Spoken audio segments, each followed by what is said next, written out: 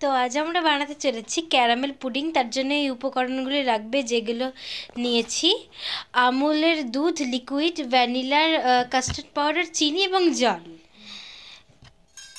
দিয়ে 2 চামচ চিনি নিয়ে হালকা জল দিয়ে ভালোভাবে নেড়ে নিতে হবে। গ্যাসটা জ্বালিয়ে এভাবে ফুটতে শুরু করবে, দিয়ে চামচ দিয়ে নেড়ে নেড়ে এগুলোকে রান্না করতে হবে।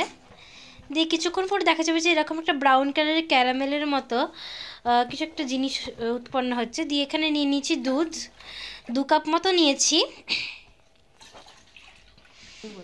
এটাকে গ্যাসের মিডিয়াম আঁচে দেওয়া হয়েছে। তার মধ্যে দিয়ে দিলাম চিনি এবং 2 চামচ কাস্টার্ড পাউডার। ফুটেছে তারপরে কিন্তু দেওয়া হয়েছে, এমনি নয়। দিয়ে এইটাকে ভালো করে মিক্সিং করে নেব গ্যাস চলা অবস্থাতেই,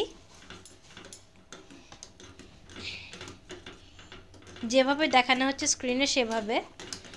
তারপরে এটা সেই ক্যারামেলের বাটিতে ঢেলে নেব।